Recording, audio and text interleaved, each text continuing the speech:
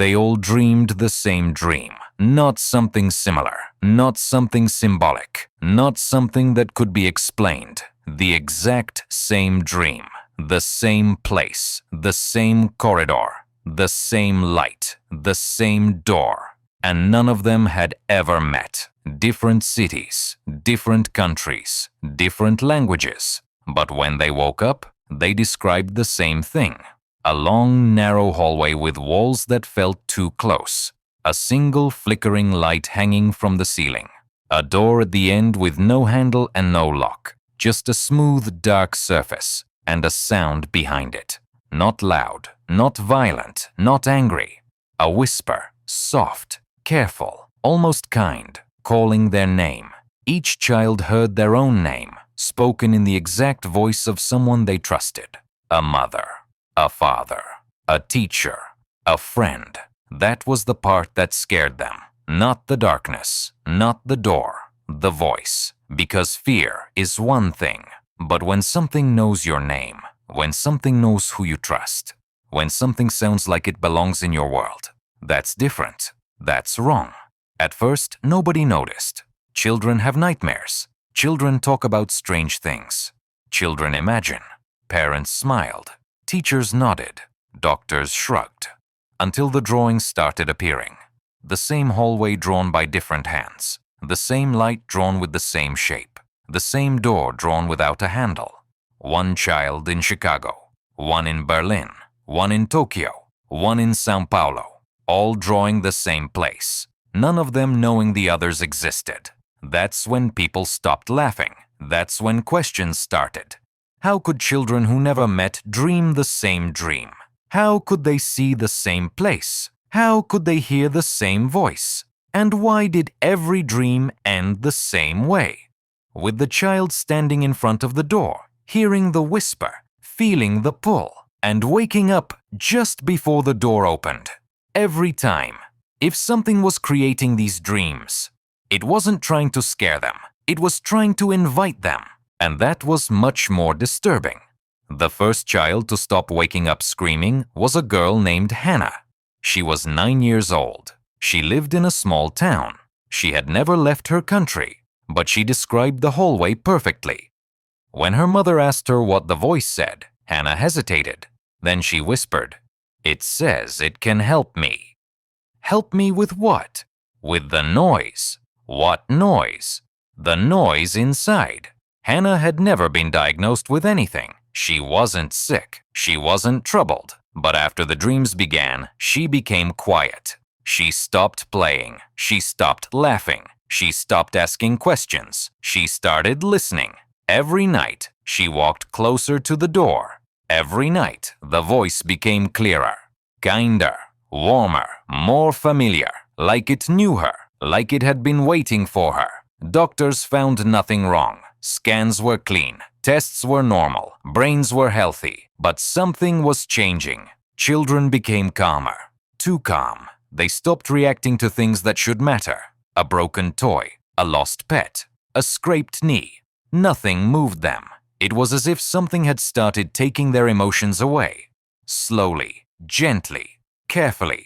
And nobody noticed, because from the outside, they looked better. No fear, no anxiety, no crying, no anger. Perfect children. Until one night, Hannah walked into her parents' bedroom. She stood beside their bed, and she said, in a voice that wasn't quite hers, "It's ready." Her eyes were open, but she wasn't awake. After Hannah, the reports began to multiply.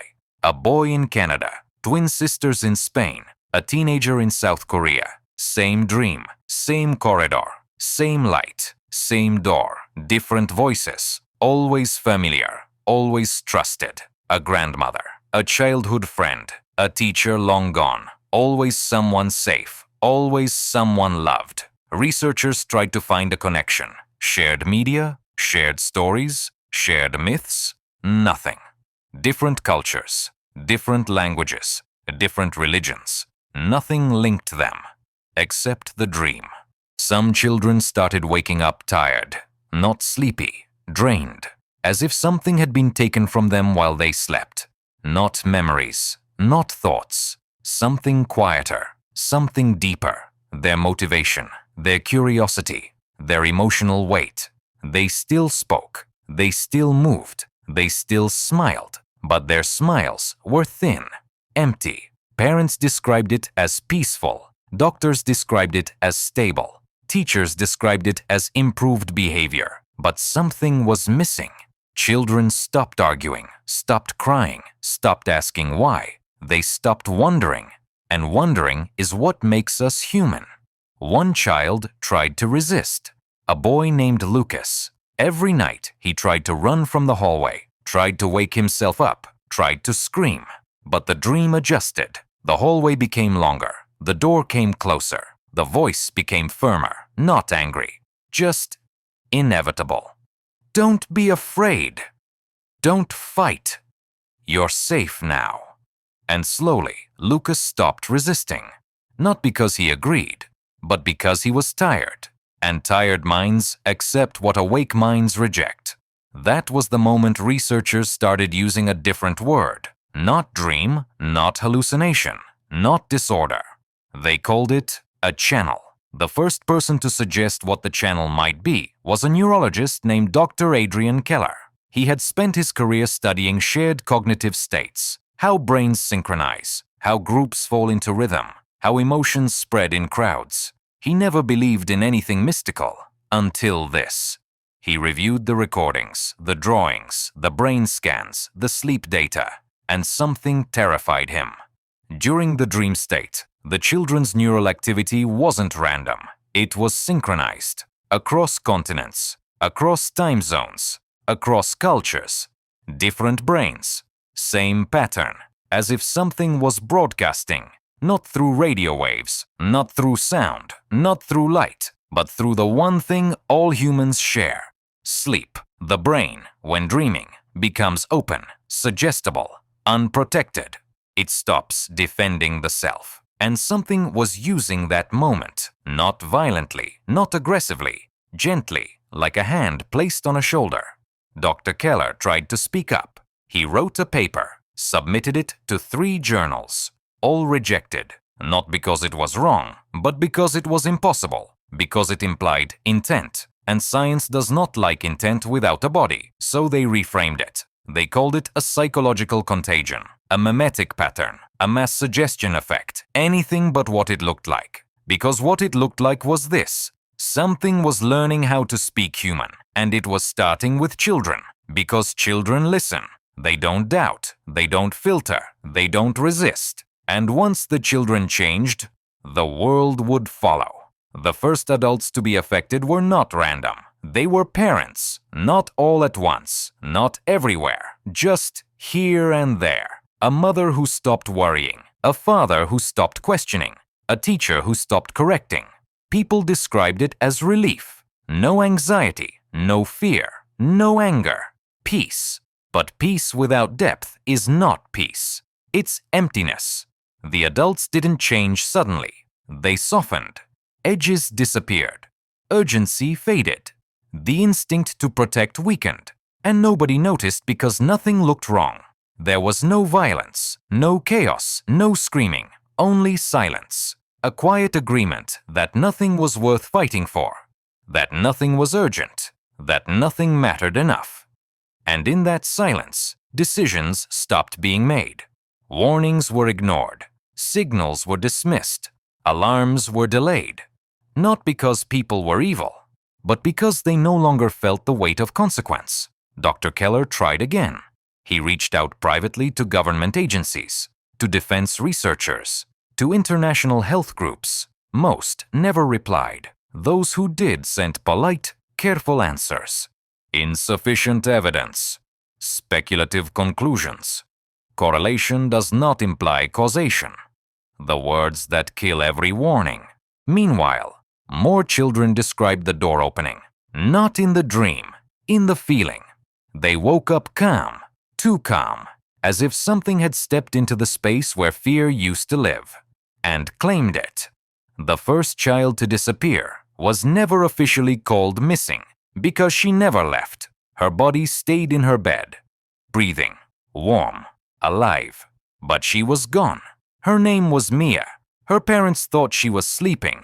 Doctors thought she was in a coma. Machines showed brain activity, but no response, no dreaming, no waking, just stillness. A brain without a self, as if the signal had taken something with it, as if the door had finally opened, and something had crossed through. After Mia, there were others. Not many, just enough to be dismissed as coincidence. Vegetative states, unexplained shutdowns, children who never woke. Hospitals had no answers. Scans showed no damage, no trauma, no disease. Perfectly healthy bodies. Empty minds. Dr. Keller broke. He leaked his data.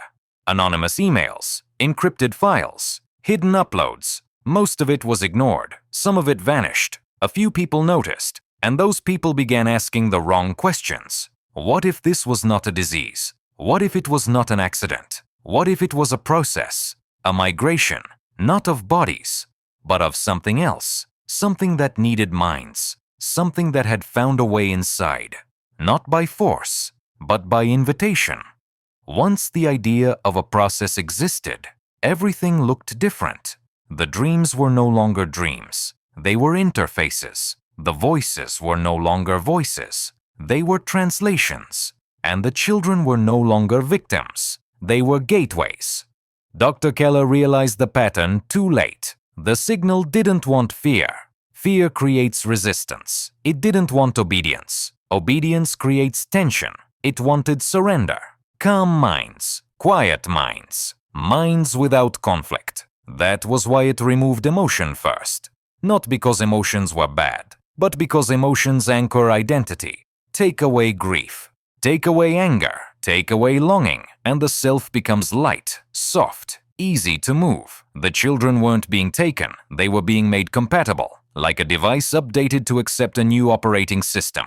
And once compatibility was achieved, transition became possible. The disappearance wasn't physical. It was existential. Mia didn't die. She was overwritten, not destroyed, not erased, replaced. Her body remained because the body was not the target. The mind was. And minds leave no footprints. That's why there were no signs, no wounds, no scars. Just empty eyes and peaceful faces. And nobody panics when something looks peaceful. That was the genius of it. That was the horror of it. Not invasion, integration, not destruction, assimilation. And it was spreading faster than anyone understood.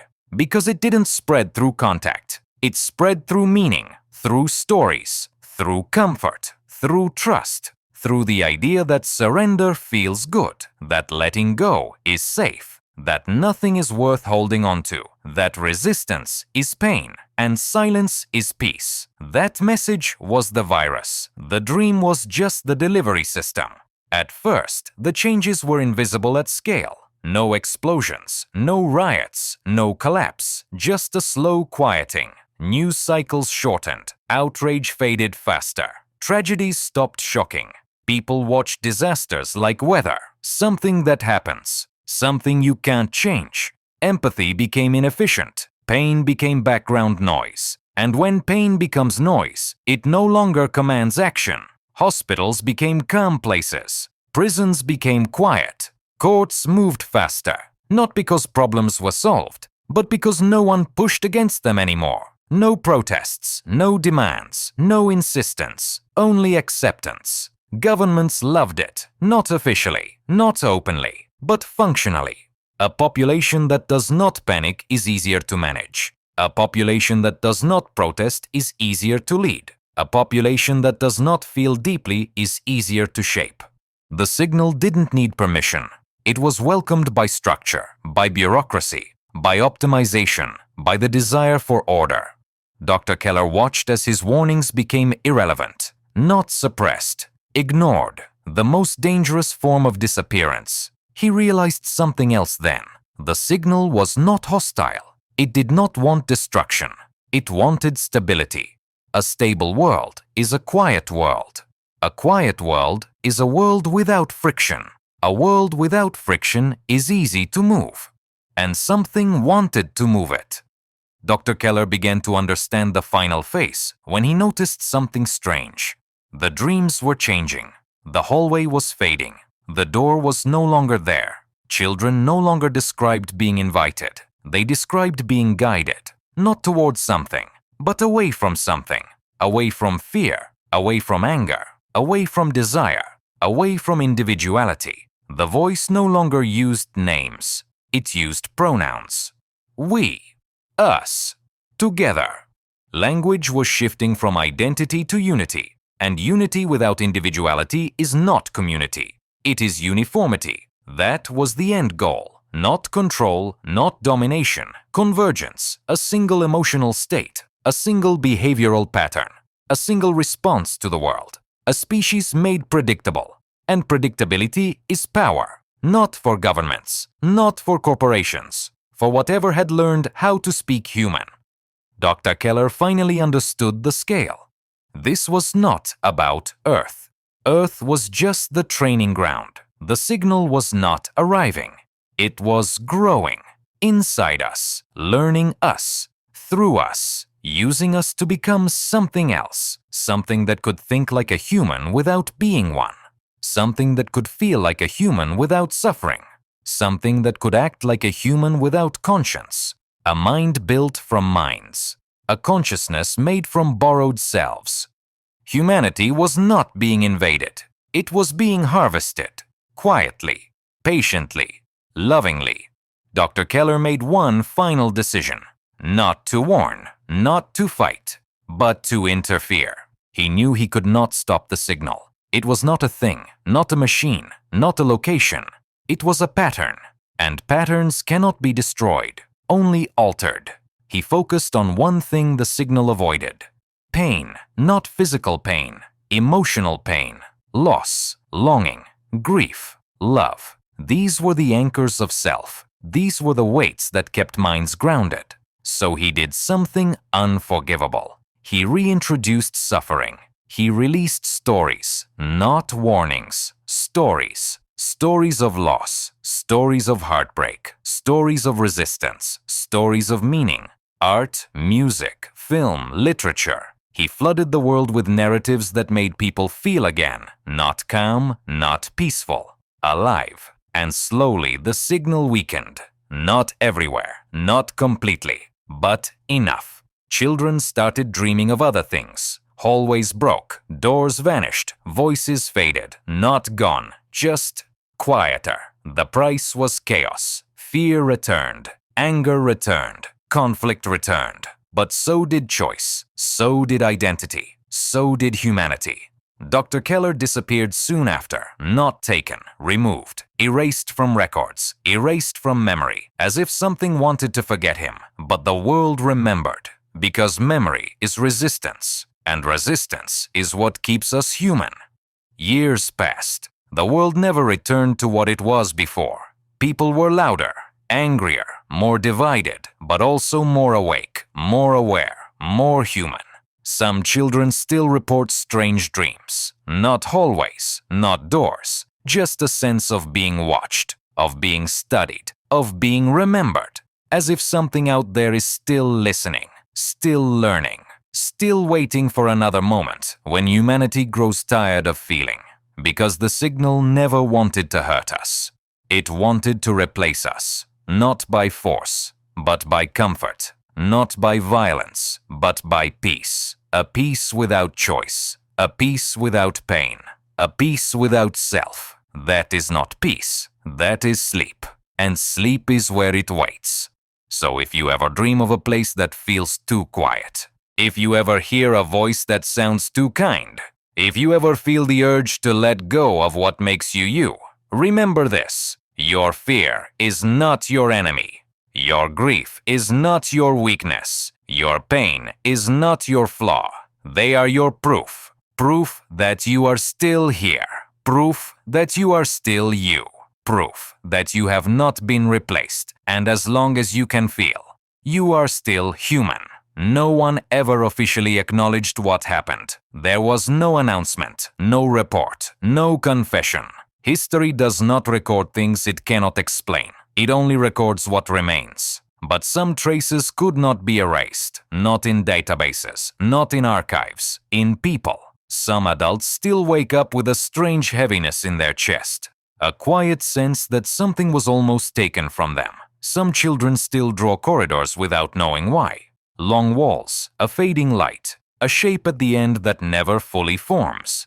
They don't remember the door, but their hands remember the motion. A few scientists still search for patterns in sleep, not to find the signal, but to make sure it never returns. And sometimes, in private conversations, someone will say, "Do you ever feel like the world almost became something else?" No one answers that question out loud, because everyone feels it. A timeline that didn't happen, a version of humanity that almost replaced us, a quiet ending that never came. We don't live in a perfect world. We live in a loud one, a painful one, a chaotic one. But it is ours, with fear, with love, with grief, with longing, with hope, with everything that makes existence heavy and therefore real. Whatever tried to take that from us did not fail. It was stopped. And stopping it required something uncomfortable. It required people to feel again, to care again, to argue again, to suffer again, to love again. That is the price of being human. Not peace, but choice. Not silence, but meaning. And as long as we keep choosing, we remain ourselves.